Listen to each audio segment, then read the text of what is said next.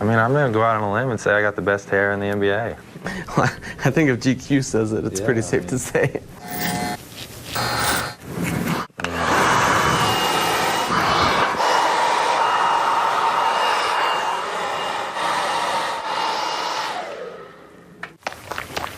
What's the typical time frame? Everybody gets an hour. What's the price tag? All my haircuts are $35.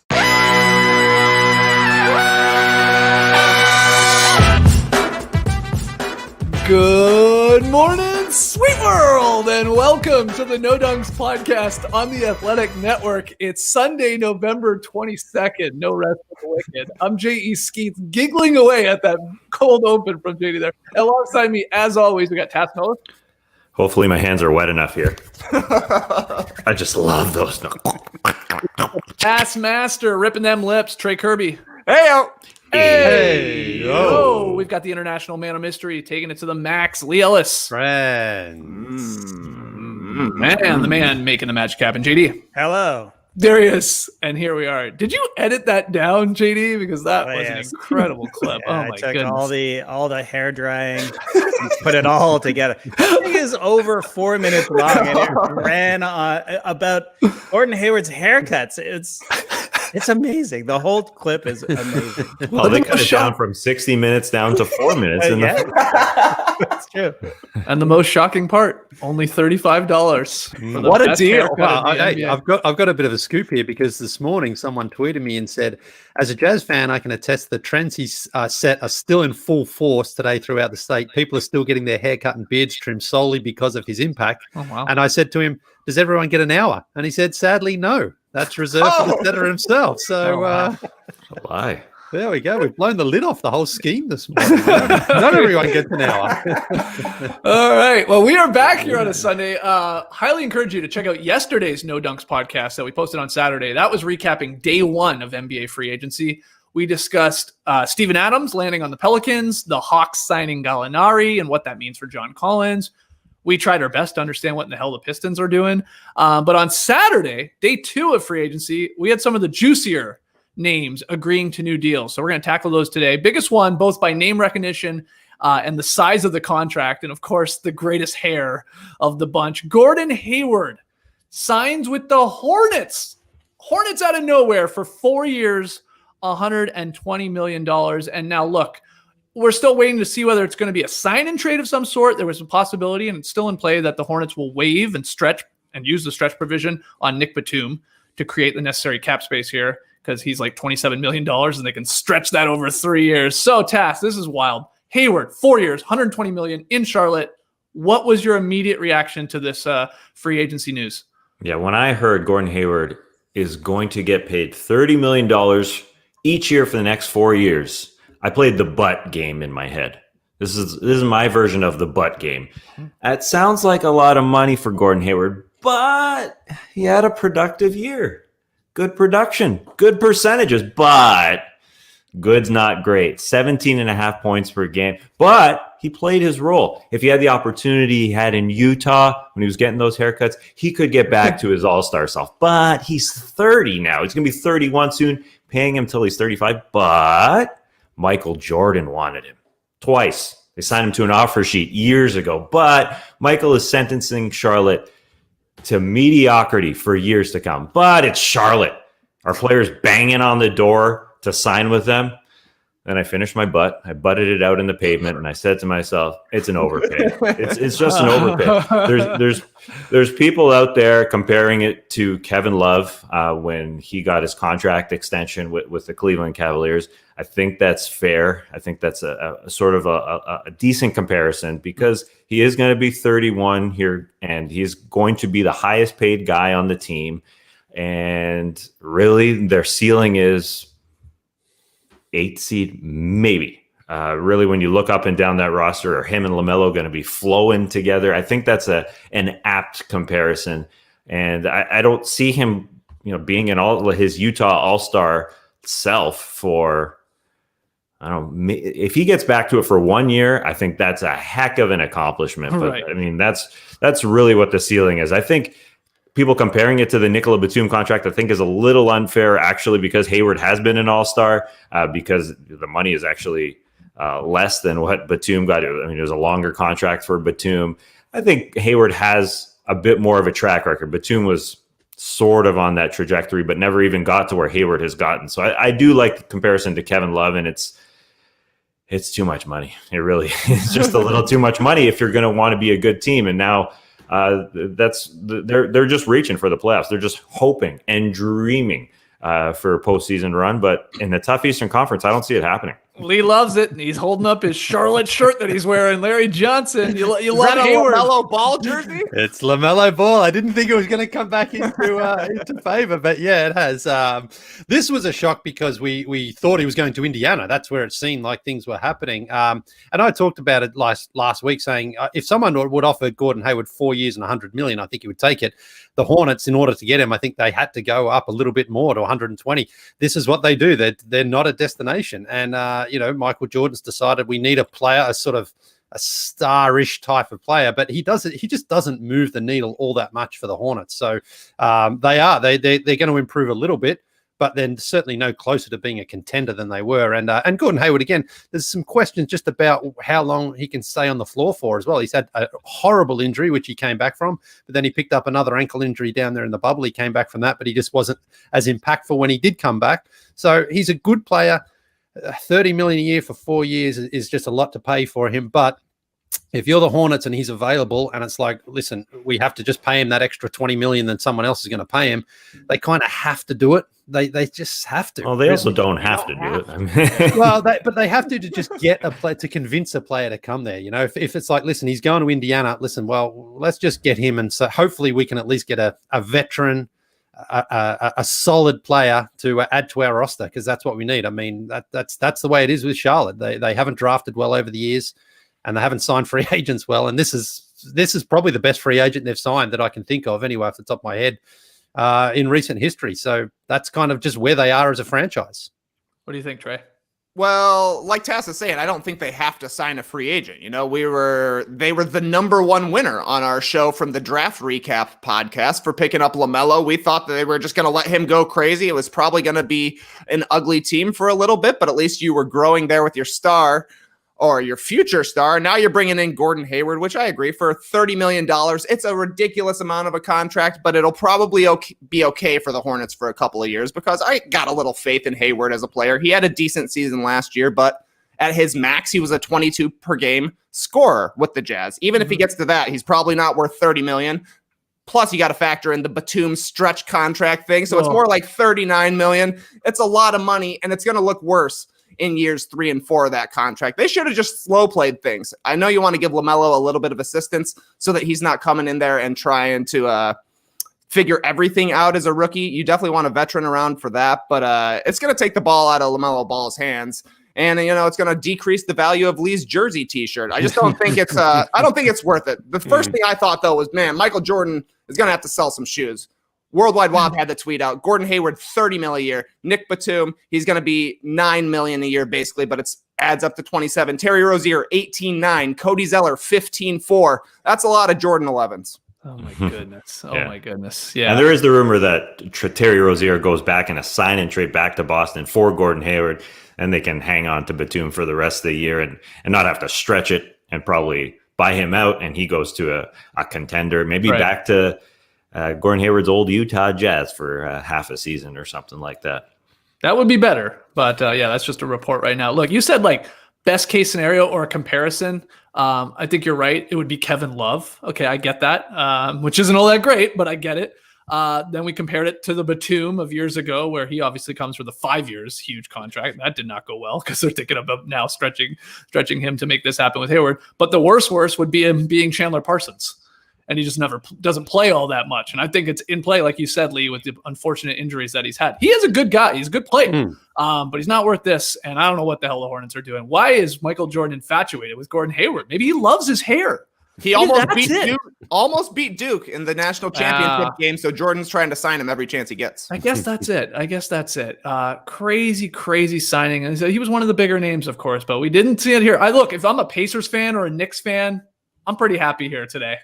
You didn't sign him. You didn't go to $30 million per year for Gordon Hayward. I know those are not great franchises right now. Pacers, of course, better than the Knicks, but I'd be pumped that he's not on our team for that, because that's locked in for a while. That is not going to be an easy contract move unless he plays up to it, unless he lives up to it. I'm just doubtful, like it sounds like all of you guys are. Even Lee in his Charlotte shirt and his nice teal. But Lee, you're a big-time Knicks fan. You're also a big-time Hornets fan. Wouldn't you be a little bit happy if you signed maybe the biggest name free agent that's out there? You mean Hayward to the Knicks? No, I'm just saying Hayward to the Hornets. If you're a Hornets fan, yeah, you're bringing in LaMelo. You got that excitement. But you also did sign the biggest free agent who's out there. You paid him way too much money because that's what you got to do. But he's going to make the Hornets better. Yeah, well, that's what I'm saying. I think he does improve them a little bit, but just not to that point where it's like they're certainly not a top 4 seed in the East. They're a playoff contender for sure, especially with there's 10 teams that make it. And again, I think Gordon Hayward at his best is a very, very good player, but I just wonder if the best is already behind him, because of the injury. Right. Yeah. That is possible. And again, I thought that role in Boston for him was perfect, where he kind of can play behind some guys and still be an impactful player. But now he goes to Charlotte, and it's like he'll probably average 22 to 25 a game next season and be a guy who gets the rim, gets a lot of the ball. But it's just I just don't really see how. I mean, again, I think the Hornets knew to get him, they had to spend that extra $20 million that maybe other teams weren't prepared to spend, and that convinced him. So I don't know. It's just Gordon Hayward's one of those players. He was good for a while. He was on the rise, but I think we've probably seen the best of him already. And he's just he's not the sort of guy who can really, really take a franchise from one step to the next. It's more just a smaller incline with him. That's 3 guys now. Star guys, all stars, whatever you want to call them, in Horford and Kyrie and Hayward that have left the Celtics and got nothing in return. Now we're still waiting to see whether it is a sign and trade. Maybe there is something that comes back, but that's pretty wild. Though, in related news, they did sign Tristan Thompson, the Celtics did. 2 years, $19 million is the report on that one. Do you like that task of them going to get a big to add to the mix with Hayward now out? Like they're fine on the wing. They got their star wing guys, but do you like the Tristan Thompson signing? I definitely do. Last year in the playoffs, Daniel Tice was starting for the Celtics, and Enes Kanter was basically a break glass in case of emergency backup when they were desperate. Tristan Thompson can be a backup and play. And I know Trey wanted to highlight this later on in the show, but Tristan Thompson can play and can play big minutes, and there is no drop-off defensively, really. I know he can't play 40 minutes a game anymore, but the reason why he got a big fat contract was because he won a championship and he was very good. And it's an upgrade on Enes Kanter, and it makes them more solid. And they also upgraded the Brad Wanamaker. So I know Skeets, you got to be happy about that. Trey seems happy. Everybody's happy.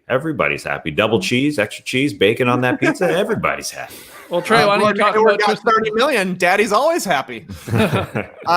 Tristan Thompson. We had a question earlier. I think it was during the bubble that we saw Dwight Howard was out there dominating for the Lakers. Who's a random guy who had playoff success, who might still be able to have playoff success. Mine was Tristan Thompson, so I'm happy to see him playing in a spot where he's desperately needed. His switchability on defense will be helpful, I think, and the Celtics always need boards, so he's going to help out there as well. They don't really necessarily get the rim protection that you would like to see from your center, because Tristan Thompson, for as athletic as he's been during his career, he's lost a little bit of it. He was never a great jumper in the first place, but I think he'll help. He'll likely close games over Daniel Tice, but probably not all the time. Nonetheless, for 2 years, $19 million, I think that's a pretty fair deal. There were 4 guys who got 2 for $19 this year: Montrezl Harrell, Ibaka, Tristan Thompson, and Derrick Jones Jr. I don't know if you think Tristan Thompson's the best one of those. For me, it's probably Ibaka, but 2 for $19, that's doable. Yeah.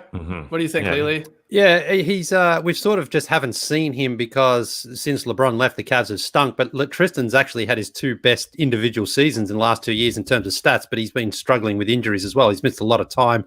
He only played 50 games last year and 40 the year before that. So, but he's still young enough, even though he's one of those young old guys. We know that he has one very good skill, and that's offensive rebounding. So, that's something that is valuable. And defensively, he's not terrible either. So for the Celtics, all he'll be asked to do is basically defend and grab those offensive rebounds when he can. And for 2 years and $19 million, that's pretty much a steal, really, for what the Celtics need. Missing out on Kanter. I mean, Kanter, he's a very good offensive rebounder, a very good scorer of the ball. They're going to miss him. So Tristan fills some of that void and probably gives him a little upgrade on defense, even though he's probably not as good offensively as Kanter. Definitely an upgrade. They couldn't play Enes Kanter. I know he's got the bigger name, and Tristan Thompson's become a bit of a Kardashian punchline, but it doesn't matter. They would play Tristan Thompson and trust him defensively. They couldn't play Kanter. He was just there when they got really bogged down on offense, I should say. Hey, we need Kanter in there, and he would score, but they couldn't trust him to play defensively. TT can be out there. I believe in Tristan Thompson. Double T, Teapot. They had some good nicknames for him in Cleveland, and he deserves those nicknames. He was really good, and as Lee said, he is a bit of a young old guy. He's 29 still. I think he's got a couple of years left of being pretty good. He averaged a double-double last year, which is, on the Cavs. The last 2 years, I think he did. But again, he's only played less than 100 games combined in those 2 seasons. So, but we've seen him play in big games, and he's been good. He's played a role anyway for the Cavs there. So that's all the Celtics are going to ask him to do. Yeah, the rebounding should help. I think there's some weird stat where the Celtics haven't had a guy average like double-digit rebounds per game for like a ridiculous amount of years. Since I forget who it goes back to. Yeah, it's like a Al Jefferson, 2006. Yeah, Jefferson. That's according to the stream team. Al Jefferson, also probably the biggest free agent signing in Charlotte history prior to Gordon Hayward. This is the Al Jefferson show. Yeah, the big Al Sunday show.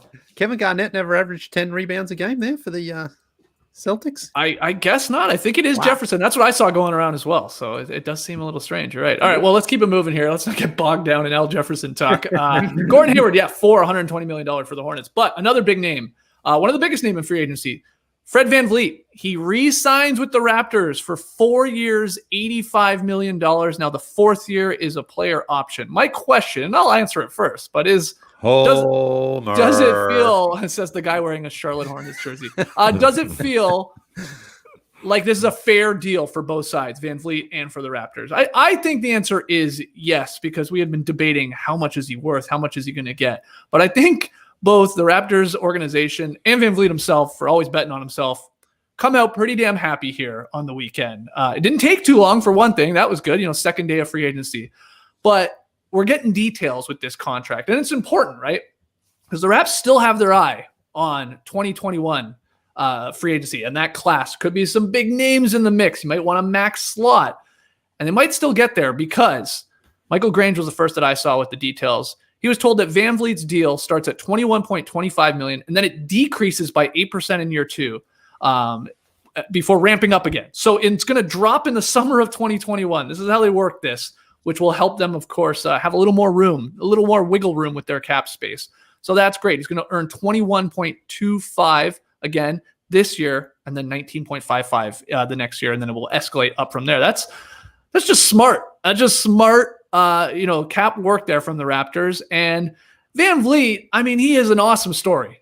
The guy's getting paid $20 million here, and this guy was undrafted. It's the largest total value for an undrafted player in NBA history. First off, he was making guaranteed $50,000, when he was on a 2-year deal. Then he signs a 2-year, $18 million deal. Okay, good money. But he's like, okay, I'm going to get out as soon as I can because I'm going to bet on myself even more. And then here he is with this lucrative 4-year, $85 million deal.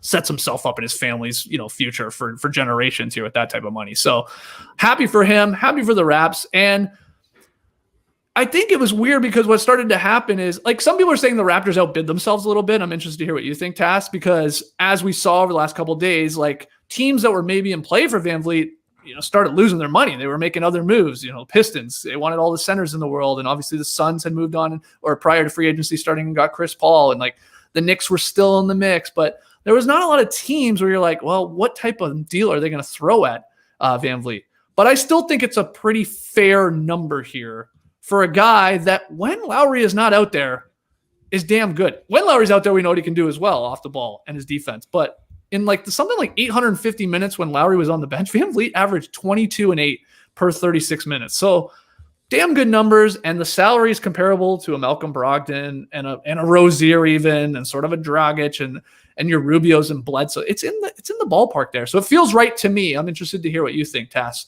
with this VanVleet 4 for 85. I think it's fantastic. I think it's a perfect number. Right in his prime here. I don't think he's going to fade away by any means. I think he can be one of your lead guards. And at that cost, you mentioned the guys that he's getting paid I think it's a perfect dollar figure. I think it's totally fine. I think Kawhi Leonard and the fact that He dragged the Toronto Raptors to a championship while Fred VanVleet was struggling and then got better.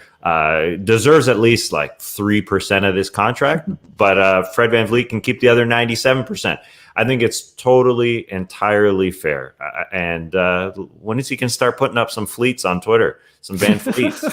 Kick it off. When's he going to go back to Fleet Street, where Trey Kirby used to live in Toronto? Right. I love Fred VanVleet, and I think he earns it. He's not getting paid. He's not getting paid Gordon Hayward money here. It's a decent contract. Oh, we thought he might get a lot more. I mean, in this free agency class, Lee, we were thinking it could be a lot higher than really, 2021 or whatever. I know it bounces around a little bit there, but per year, seems reasonable. Raptors are moving forward here with VanVleet, Siakam, and likely then OG Anunoby, who they still have to, sign. They're going to depend on when they do that as their foundation. A solid foundation. Are there elite players within those three? I'm not sure. I mean, all-star and all-NBA from Siakam already. I get that, but it's a good core. It's a really good core to then build your team around, especially if you can make a splash in free agency next year. But what do you think? I think 4 for 85 is very good price for the Raptors, because I'm surprised that someone like the Knicks didn't come in with $100 million offer for him and really sort of test the Raptors out to see if they would go that far. Because I think he could have gotten that sort of money. He was very, very good for the Raptors in the finals, remember, as well. He was outstanding defensively on Steph Curry. And then, so good that Hubie Brown even thought he was finals MVP. Mm-hmm. So this guy has performed big time for the Raptors in the playoffs. And I think this was a very, very good contract. And it will just keep the Raptors, like, they didn't overspend. They spent a very good price. So that gives themselves a little bit of flexibility going forward. But a guy who knows the system, they trust, they like each other. I think Masai Ujiri did very well. And I honestly think going into that, he probably thought that was going to cost them a little bit more, just because there is competition and demand for a guy of his services. And some of those teams that are desperate for a player would have spent a little bit more, because we see, like the Hornets, teams will overspend to get their player. But the Raptors didn't have to do that. So I think everyone will be very, very happy. But a little bit interesting, though, that Fred said he was going to meet with all these teams in Chicago yesterday. But this deal came about pretty quickly. So I wonder how things went there. Like, maybe he didn't get. Maybe teams just thought he's going back to Toronto, so they didn't pursue him as much as they needed to. But yeah, very, very happy for the Raptors to get him, because it looks like they are going to lose. Well, Serge is gone, and now Mark looks like he might. Well, I think they're going to try to get Marc Gasol back, but it looks like they might be without a big man. So Masai's going to have to find some filler there. Yeah, Ibaka signing with the Clippers, 2 years, $19 million, second-year team option. We can get to that in a second. But what do you think about VanVleet and that deal, Trey?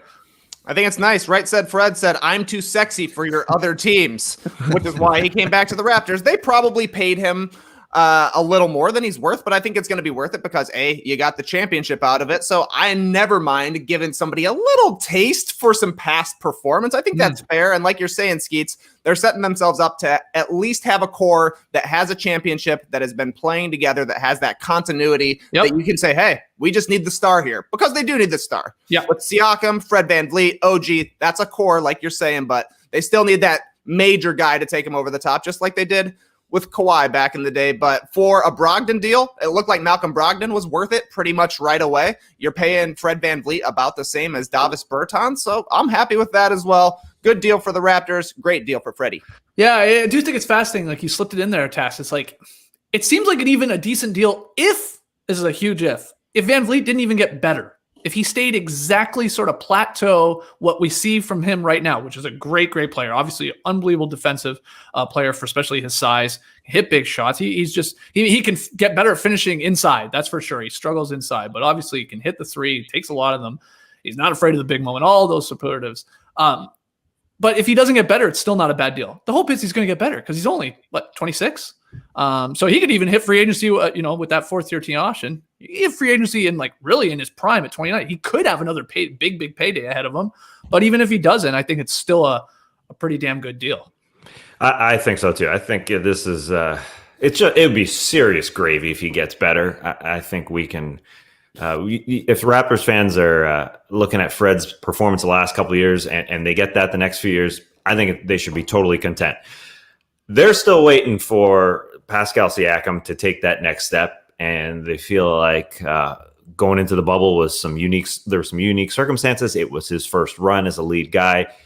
Out of their core, they expect Pascal over Fred VanVleet, I think, over OG to be the guy. Yeah. And, ideally, sure, they pull Masai pulls a Sam Presti and sees a James Harden available. Hey, James Harden is available to come on over to get a superstar with those guys. But yeah, they're good, and the front court's just empty. That's the scary part. Is Serge going to Los Angeles to be a perfect backup big there, and Marc Gasol likely leaving? I'd guess, it's a different team with no bigs. It's if Chris Boucher is man in the front court there. Yeah, this is tough. Yeah, what'd you think, Lee, of Ibaka? I don't know when you saw it, if you stayed up late last night or you woke up to it this morning, but Ibaka, like I said, 2 years, $19 million. He's one of those guys getting that deal. Going to the Clippers. It's a big loss for the Raptors. As great as VanVleet's been for them, Ibaka's been huge in playoff games and series for him. Yeah, he had an interesting career there in Toronto, because there was times where it was like Serge looked old and slow, and other times he was really, really good for them. And they're going to miss him now, because his 3-point shooting improved. He was able to spread the floor, and he's good defensively. And it just leaves such a big hole for them now that may not be filled by Marc Gasol either. So they are definitely going to miss him. 2 years, $19 million. Not a huge contract either. So I'm not sure exactly where the Raptors cap situation is right now, but I kind of would have thought they would have tried to hang on to him, knowing that Marc Gasol is likely gone. But big blow. He was a very, very instrumental player for them, and he grew into his role, I think, in Toronto. Like I say, a little bit up and down at the start, but at the end of his career in Toronto, very, very important player for that team, and they are going to miss him badly. Maybe Nurse will just lean into playing Siakam at the 5. Get funky with it. Forget about the big guys. Hey, I wouldn't put it past Nurse, but there's no guys outside. We're waiting on Marc Gasol, see what he does. But what do you think, Trey? I love it. I think the Clippers have now had a good free agency just by bringing in Serge Ibaka. They basically, to me, are upgrading from Montrezl Harrell. Harrell certainly was the 6th man of the year. Great chemistry alongside Lou Williams, pick and roll partner, but the step back you're going to take offensively with Serge Ibaka, you're going to be able to take a step forward defensively. I think he's going to be closing games for the Clippers. Does he totally give you a LeBron or Anthony Davis stopper? Certainly not, but he's got some championship experience. He's been playing in big games for basically a decade. Give me Serge Ibaka. That's a great signing for the Clippers. And he is 30, although he seems like he's 35. He's been around forever. Yeah, he has been around forever, because we knew about. He's 31. He's 31. My mistake. That he was, with those OKC guys. He's going to give that Clippers locker room back with Kawhi Leonard again. A little bit of a jolt. He is a positive guy. He's a good rah type guy, and yeah, you hope he comes off the bench behind Zubats and doesn't play a ton of minutes, so he's fresh for the playoffs when he's got that finger to wag. Keep that finger fresh when he's blocking shots down there. He's going to be doing that for the Clippers. I agree. It is an upgrade. They got better. And what do you think of the Raptors' chances of keeping a Marc Gasol, Tess? Because there's Lakers rumors being thrown around and a few other teams in the mix. But, losing out on Ibaka, there is money for the Raps to still try and convince them to stick around for at least one more year. And then, of course, he maybe just says, screw it, I want to go back to Spain. So what do you think? I think he's going back to Spain. He's in Spain. He's part of the Garden gang. I'm just guessing, but he's got his own team that he owns there. Why wouldn't he go play there? Man, his garden. He loves eating what he grows. I just don't see him going to Tampa. I don't see him. I mean, it is a weird move for Serge. It feels like as well, winning a championship, then go and join the Clippers. I don't see Mark doing the same thing. He's obviously at least 4 years older. So I think he's gone, but I don't know. I mean, that's just me being stubborn. The first rumor I heard was that he's going to Spain, so I'm sticking with it. Right. This LA thing. I mean, they need a backup big. That's totally true. They need another guy with Dwight Howard gone. They have Montrezl Harrell now, which is still weird. I still can't believe he jumped the hallway to go to the Lakers. But I don't know. I think I think now this year is going to be the year we say the Lakers front court, besides Anthony Davis. Oh yeah, he's pretty good. Is a little thin, like that. We said about the Clippers last year, because Dwight helped out, and now it's Montrez. So I don't know. You guys think Marc Gasol in LA? It's just, I don't know. It's not hitting me right now. Maybe the Warriors, according to Woj as well. That's true too. They're interested. Could be California. You can grow a lot of produce in California, as people say. So the Lakers guards, let's talk about them. They're waiting to find out whether they get Marc Gasol, but they made some moves yesterday. They re-signed Kentavious Caldwell-Pope. 3 years, $40 million. But they lost 2 other guards. So Rondo signed with the Hawks, 2 years, $15 million. And Avery Bradley signed with the Heat for 2 years, $11.6 million, second-year team option on that. So they lose a couple guys, but they keep KCP. Rich Paul gets his guys paid. But my question, Lee, why don't you get started? Did the Lakers overpay here for Caldwell-Pope? What do you think? This year, no, I don't think they did. In years gone by, I think they have overpaid for him, but I think he actually had his best season with the Lakers that he's coming off right now, even though his numbers were a little bit lower than he had put up before. I just thought in the playoffs, he was much better, hitting those threes, playing that defense, and he got a Dwayne Dedman contract out of it. So I think that's, I mean, when you're getting a Dedman. I mean, if you're getting paid Dwayne Dedman money, you're almost being underpaid, really, if you're KCP. So, right. When he was getting $18 million for one season, when he was getting $12 million on top of that, and he was brutal, I thought, he actually this year grew into that role a lot better and was an important part of what the Lakers are doing. He actually hit some of those shots in the playoffs, those big shots that they'd given him in the past, but he hadn't been able to make them. And this year he was. So I think it's again, with what guys are getting paid, $13 million a year for KCP on a championship team, I think it's pretty good. He plays that role well and understands exactly what's expected of him. So, defensively, they know they've got a guy who can go out there and guard the other team's, shooting guard or point guard, be that guy. And then he just sits in the corner. It's the Bruce Bowen role, hit those threes. And that's what KCP does. So I think this is a decent contract. Fair. Yeah, some people think maybe they did just because they may have handcuffed themselves because they have 4 roster spots still open to fill. And really they have, I think, just the vet minimum that to play around with. But you're a championship team and people ring chase, and I'm sure you can get guys to come play with LeBron. But what do you think? Trey, I'll go to you next. 3 years, 40 for KCP. Seem fair? Yeah, I think it seems fair. He's getting a little bit of a title bump. He's getting a little bit of a clutch bump. And like you're saying, Skeets, with the way the exceptions worked out, he's getting paid a little bit more than he probably would have been had the Lakers not gone after Montrezl Harrell. But still, it's basically $13 million for a quality wing who proved it during the finals. Yeah. I think that alone makes it a worthwhile deal for KCP. Not to mention, you're keeping the clutch group happy. I think all things considered, it's fine. If you would have asked me after we had KCP with what we called the worst wedgie of all time during the regular season, I would say, no, this is certainly an overpay once again. But he showed up in the finals, made important shots, played some great defense, and got a title out of it. So, yeah, $13 million for a starter, that's easy. Tass, what do you think of the Lakers' moves here? I love the KCP move. He was their third best player in the playoffs. He hit the most threes on their team throughout the playoffs, which is bonkers. He got help that Avery Bradley going into the bubble said, no, I'm not gonna attend. And so KCP was a spot starter during the regular season, then became their guy. So it also helped that Danny Green was gone. As he said, Danny Green traded away. They needed him. But KCP earned it, and that number is totally fine. I mentioned Avery Bradley.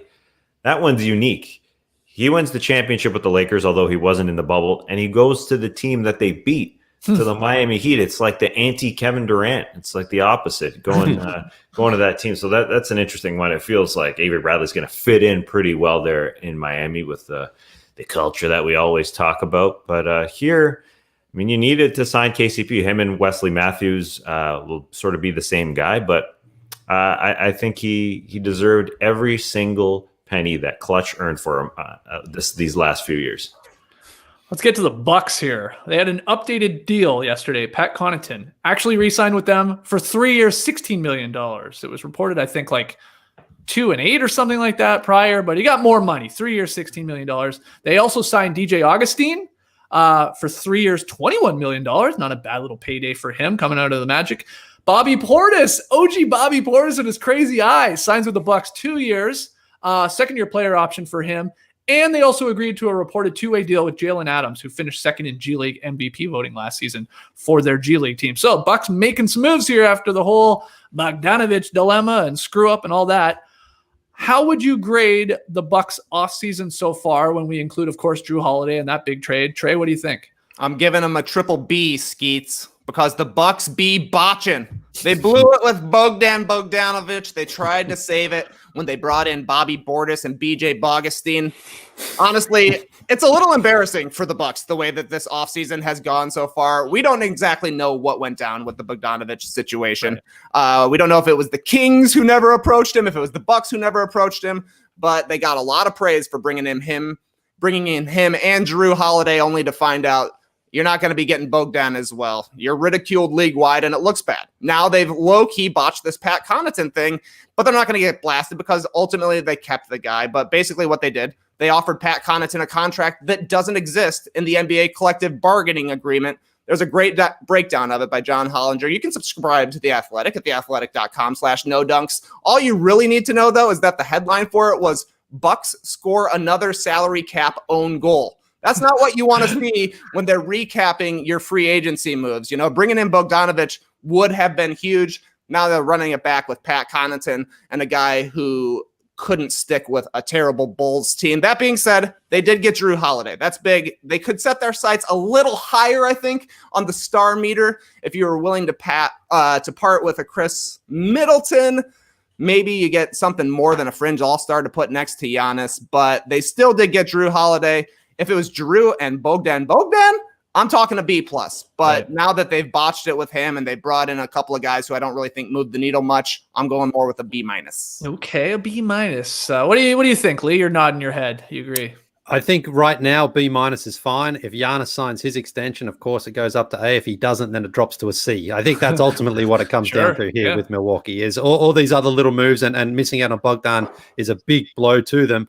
All these other little ones don't really matter in the grand scheme of things. If Giannis chooses to sign, it's like, okay, fine. We lock him in so then they can move forward. But if he decides, you know what, things didn't quite work out this way, I'm just going to hold off until the end of next season or start of next season, then that's when the Bucks really have to panic because if they blow it and Giannis walks, then they're in real trouble there. So I think they're trying to save face a little bit here and keeping Pat Connaughton, who's he's a decent role player on that team. He fits what they kind of need from him, but ultimately it comes down to landing the big fish, and we should find out.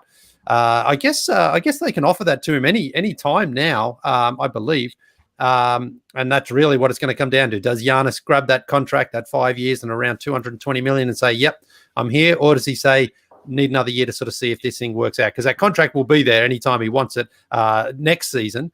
But maybe he just is like lost a little bit of faith in the front office because they didn't quite get things right, even though Giannis was apparently helping them to recruit Bogdan and he thought he was coming. So not sure exactly what's going to happen there, but I think my prediction is that Giannis does not sign it. That's what I think. I think he holds off. I should have added to the mix here too. Robin Lopez is leaving the Bucks. He signed a deal with the Wizards. Tass, how would you grade the Bucks offseason after this Bogdanovic thing?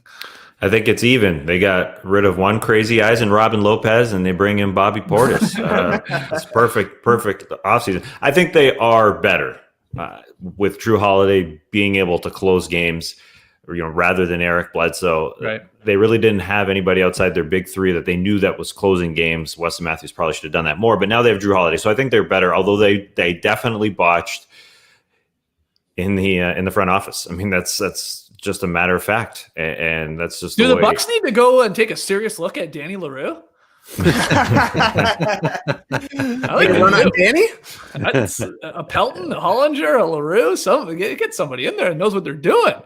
It could have been better. It could have been better. So yeah, they definitely messed that up. DJ Augustine could be the guy who's closing games with their new big four as their fifth guy. He could be. I like DJ Augustine. Yeah. I like him as a backup guard on a championship contending team for sure. But I was a little surprised at how much he got. I'll be honest. That's $7 million per year for 3 years is not a bad little deal for him. But it's a DJ Augustine we're talking about. Yeah. Well, they don't have depth. So DJ Augustine, he jumps that meter. He jumps in line there on their pecking order.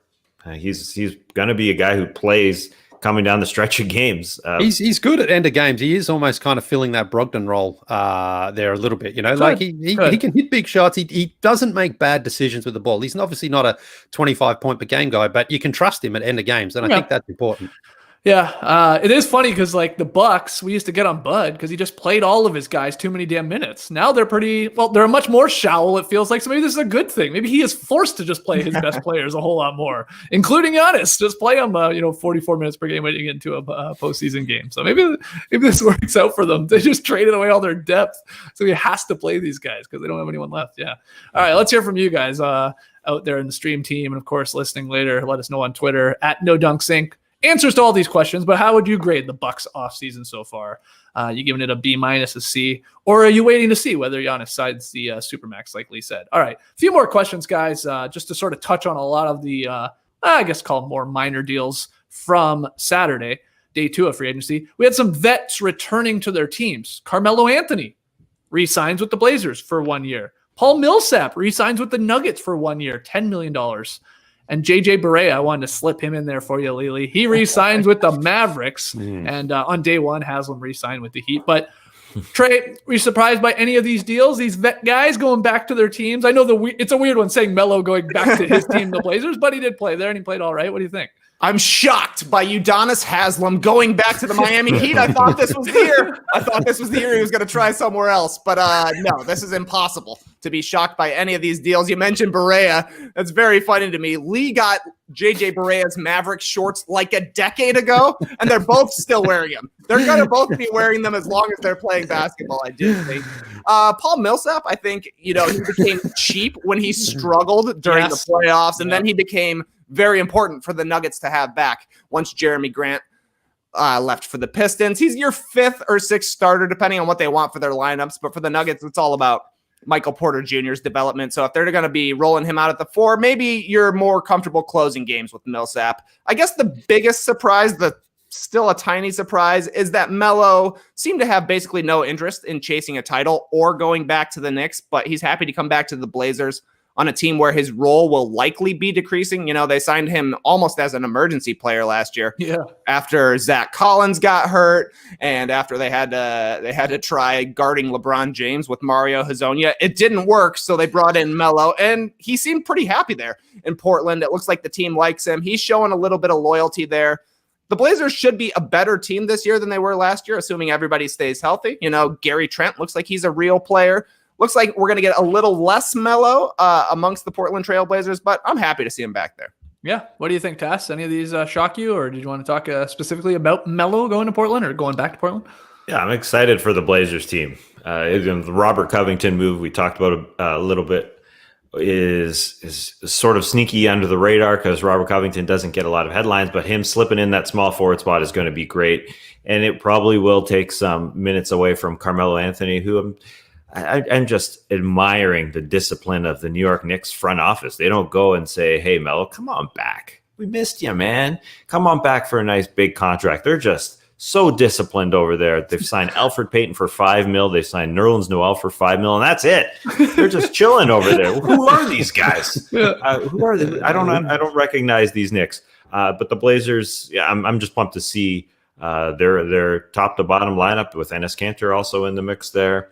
Melo, I hope he's happy. I hope he's happy with a little bit of reduced shot distribution, probably, but he'll still find a way. He'll still get those shots up. He says a big part of the reason he's going back to Portland because they were so upfront with him, like when he was deciding whether or not he was going to come back to the league and play, and they were like, "This is your role, man. We need you to fill this." But that's funny because has the role changed because they've brought in other players? And I guess he's going to be okay with that. You would assume they've been still up front with him. And he likes playing in Portland, likes playing with Damian Lillard and McCollum, and he can still contribute. I think he can too. Maybe less Melo is better Melo, right? In sort of spot situations. Lee, anything to add with those 3 guys? Well, just with JJ Barea, the shorts situation, I remember when I got those, it was game 2 of the 2011 finals. My dear friend Simon, rest in peace, he's no longer with us. He said, we met down at Real Sports in Toronto, and he said, I got a little present for you. And I was like, oh, great. And we met up in the bar, and he pulled out a pair of JJ Barea's Dallas Maverick shorts. Very random. Very random. I still got them. They're great shorts. And these are authentic NBA shorts. These are the ones that JJ Barea wore at some point. But, I guess JJ Barea is probably going to just be like the Udonis Haslam of the Mavericks and just keep signing those 1-year deals. Just they don't it's really like a player coach. For sure. So, but he's much loved down there in Dallas as well, of course, Pereira, in the same way. So I think he's got a contract there for as long as he wants one. Yeah. All right. Other signings from, again, Saturday, day 2. I'll run through a couple of them, and you guys can tell me your favorite one. So Jay Crowder signed with the Suns for 3 years, $30 million. Mo Harkless signed with the Heat for 1 year, $3.6 million. That's the biannual exception. Chris Dunn signed with the Hawks for 2 years, $10 million, second-year player option. You said the 2 Knicks signings there, Tass, Elfrid Payton and Nerlens Noel, both 1 year, $5 million. Brad Wanamaker. Oh, Brad Wanamaker. He is out of the Eastern Conference. I'm pumped as a Raptors fan. He signed with the Warriors for 1 year, $2.25 million. DeAnthony Melton re-signed with the Grizzlies for 4 years, $35 million. Javon Carter re-signed with the Suns, 3 years, $11.5 million. And a couple other ones. I won't go through them all, but Jeff Green signed with the Nets. He is going to Brooklyn, vets minimum. And Jeff Teague signed with the Celtics, also for the vets minimum. And there's other ones. But again, Tass, get us started. Of those I mentioned, or maybe one I didn't even, what was your favorite deal from day 2 of free agency? Minor deal, at least. Well, let's talk about the Miami Heat. The NBA Finals Miami Heat had Jay Crowder starting throughout the postseason, but now he's going to Phoenix, and Mo Harkless could be the guy who takes his spot for only $3.6 million. Yeah. If we're in the playoffs next season and Mo Harkless is playing a key role, which he could, he played pretty well as a starter for the conference finalist Portland Trailblazers in 2019. I'm going to be angry. It's just one of those. It's one of those perfect signings. He could fit Jay Crowder's role, who he could fit really well. Who kind of outpriced himself going to Phoenix. But I love what Phoenix is doing there with Jay Crowder and re-signing Javon Carter. They look like a squad now. But Mo Harkless is just perfect. That guy left. He's a little too much for us because we are a championship team here. We're paying a lot of other guys, but. You want to come in here for $3.5 million? Wow. And they get Avery Bradley as well. Their roster just looking real strong there in Miami. Oh, yeah. And they did all of this, again, without handicapping themselves for the 2021 class, right? With those 3, like Dragic, Myers Leonard, and Avery Bradley. And then, of course, Harkless is only a 1 year deal. Those 3 previous guys I mentioned are all second year or team option second year. So, yeah, they're going to be good still. Brought in all these pieces and didn't, handcuff themselves for the possibility of a big name coming into play in that free agency of 2021. Trey, you already talked a little bit about like Tristan Thompson and the Celtics. Is that one of your favorite deals there? You think he can help? I did like that deal, but I don't have 2 Tristan Thompson takes in me. So I'm going to have to play Pedro Martinez here and hit you with the changeup. I do like the Jay Crowder deal for the Suns. I think he's going to be a huge help for them. I don't know if he's going to shoot as well as he did in the bubble. If you're able to combine the bubble Suns with bubble Jay Crowder, you might be the best team in the league right there. But he is going to at the least give them another option for a small ball 4. He's kind of a player type that the Suns don't really have yet, in that he's a very strong guy. He'll be able to take bumps a little bit more than maybe a Mikal Bridges or a Cam Johnson would. It's just another defender who theoretically should be able to shoot the ball pretty well coming off kickouts from maybe Devin Booker or Chris Paul. There's going to be 3-pointers to take. Hopefully Jay Crowder is able to make him. Pretty good get, I think, for the Suns. Jay Crowder is one of those guys who helps teams on the verge become good teams. I don't know if he takes a good team to a great team, but right now the Suns aren't there. He will help them for their playoff push. Yeah. Suns, I mean, the moves they've made, obviously with the big Chris Paul deal, like they got to be in the playoffs. Like, this is a playoff team. I love what they have there. And that's with Booker going to the next level too, which you would think would happen. So I like that one as well, Crowder coming in there. And I love Javon Carter too, as a sort of a backup guard. The guy's a bulldog, man. That guy's a good defensive player. He's sort of in the vein of VanVleet that way. Lee, what do you have for a minor deal that you liked? Jeff Green just keeps on keeping on. Yeah, maybe his 9th team, I think, in 7 years. I think. Yeah. Yep. He's only 33 too, Jeff Green. So I can see him. He could maybe do 50% of the league by the time his career is done. He can join that many teams. But, you go back to a couple of those games against OKC. He had 22 points twice. He hit 6 threes. That's what Jeff Green does. He just does enough for someone to think maybe he can still contribute in the NBA. But actually joining up with Kevin Durant again might be good for him as well, because I think if you look back over Jeff Green's career, his best year was probably like his 2nd or 3rd year there in OKC with Kevin Durant. So Will that have any impact on him? Maybe, maybe not. But Jeff Green can hit those 3-pointers. That's all he really needs to do. He'll have a couple of games where he goes for 25 points, and then he'll probably have 10 games where he scores less than 5 points, and you wonder how he sort of hangs on to a team. But he just does just enough to have everyone sort of think, maybe this guy is still a legit NBA player. So good to see him in the league still. Is Jeff Green going to play center for the Brooklyn Nets like he did at times for the Rockets? I mean, sure. Why not? Why not? That's how he may stay out on the floor there. But, he'll have a couple of explosive dunks as well. He'll have his moments. That's what he does. He has his moments. For sure. And by all accounts, he's like the best guy ever. Yeah. I mean, everybody loves Jeff Green. They want him on their team. They want him in the locker room. He's such a professional. I guess he's a great hang. I don't know, but they do. Everybody loves Jeff Green. There's a reason. I think they need a guy like that in the locker room too. I know they have those type of guys on the coaching staff, but I think it's good to have one of those dudes, amongst KD and Kyrie. Yeah, for sure. I think it's a nice little fit. Team number 10 for Jeff Green, but I like it.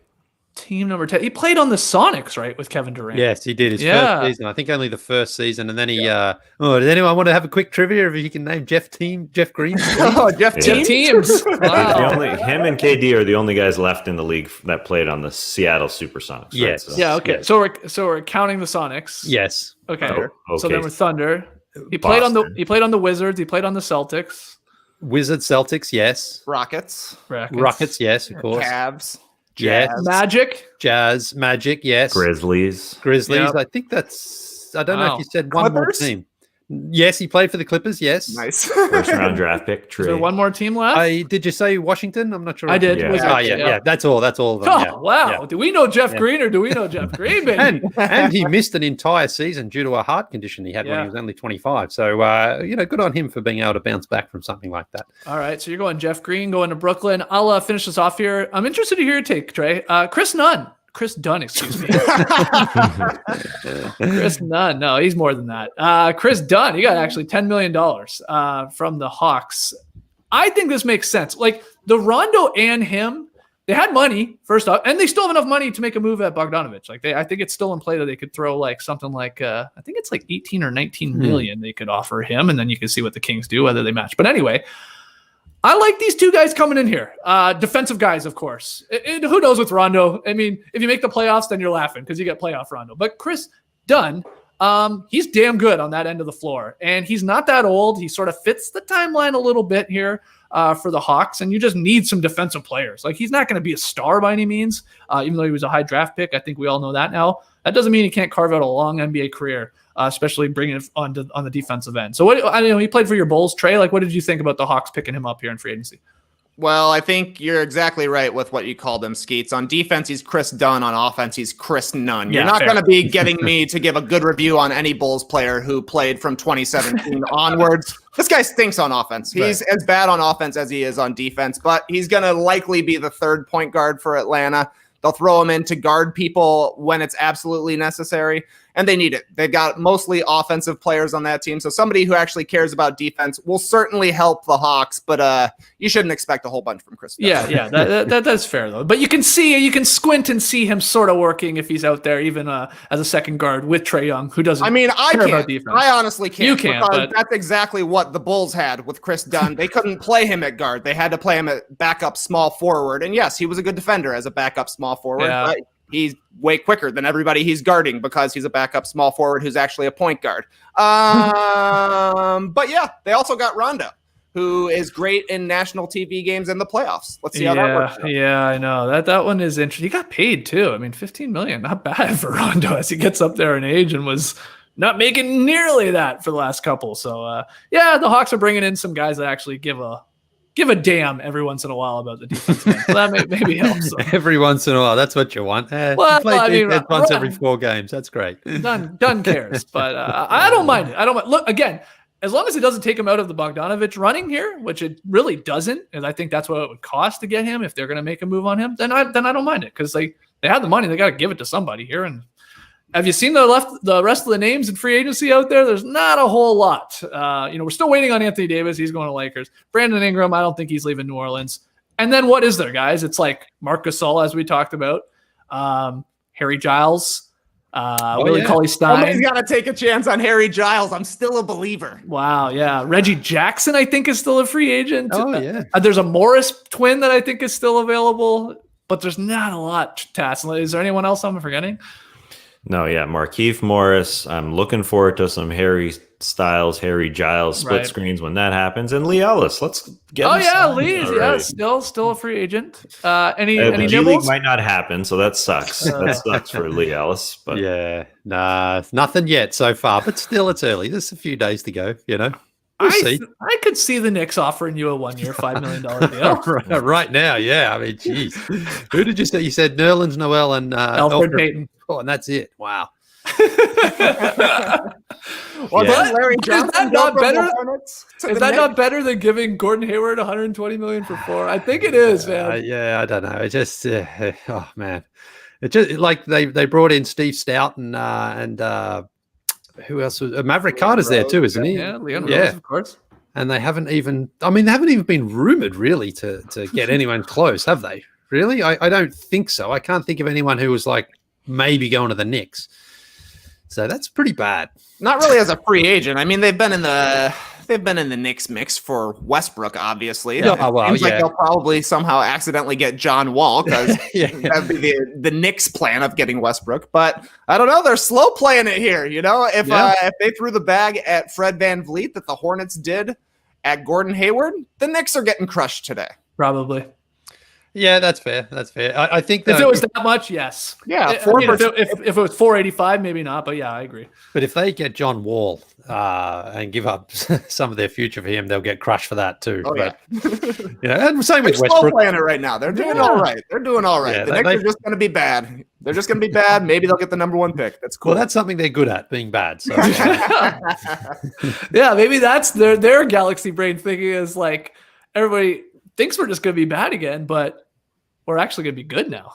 It's just going to happen that they're going to somehow be good because everybody expects them to be bad. I guess the fans won't be booing them in the arena for a year, so they can at least live off that and be like, listen, we're going to be bad anyway. Who cares? So yeah. All right. Anything else to add, guys, here on a Sunday recapping day 2 of free agency? Was there any deals that you wanted to really address or, waiting to hear, like I said, Bogdanovich? Any predictions, Tass, on what happens with this guy? Do you think it is the Hawks? Is Vince Carter right? Is that going to be enough to get him? I think so. Yeah. They have a lot of coin, as you said. Yeah. Whatever that number works out to be in the high teens. Bogey he's coveted. And I just wonder what it does for the Hawks. Obviously, I know a lot of people outside Atlanta don't have any faith in the Kevin Huerter, Cam Reddish, DeAndre Hunter triumvirate, but why not? Why not have a little faith in those guys? I just wonder what it does to those guys if you bring Bogey in, plus Gallinari, plus John Collins. But hey, I'm just a Hawks believer here, so don't mind me. Yeah. If they get Bog, they would have a lot of decent players. Would feel like almost too many, maybe. But exactly, they're so bad that you need a bunch of good, even decent players, and maybe you can actually get some W's and get into the playoffs. All right, well, let's call it there. Nice to do back-to-back classics on the weekend, guys. Appreciate you, JD, for jumping on here on Saturday and Sunday for knocking out these free agency podcasts. Let us know what you think about all the questions I threw at these guys. Like I said, you can email us, nodunks@theathletic.com. You can tweet at us at nodunksink. Shout out to the stream team for joining us. Did great numbers on Saturday. I don't know how we did on Sunday. Maybe they dipped a little bit, but nice interest in free agency. Not too bad. Well, thanks for joining us, guys. And again, Beach Steppin' coming up probably next week. We'll likely not have a podcast on Monday unless there's a big trade, unless there's a John Wall or a Westbrook or a Harden, because like we said, there's not a lot of guys left in free agency. I don't think Bogdanovich is going to, warrant his own Monday podcast. But if something crazy happens, we'll jump on Monday or Tuesday and we'll have a fun beach step in a little bit earlier in the week because it's Thanksgiving down here in the States later in the week. So subscribe to No Dunks wherever you listen to us. Tell your friends. Subscribe to us on YouTube. Hit the notification button so you know when we're going live. And we appreciate y'all. Clipper Bros. You heard it here first. Have a great time. Turn up. Love you guys. Awesome. Thanks for joining us. And remember, you can call No Dunks a bunch of jacks because we're always going back to backs. Embrace the weekend, people. You could stay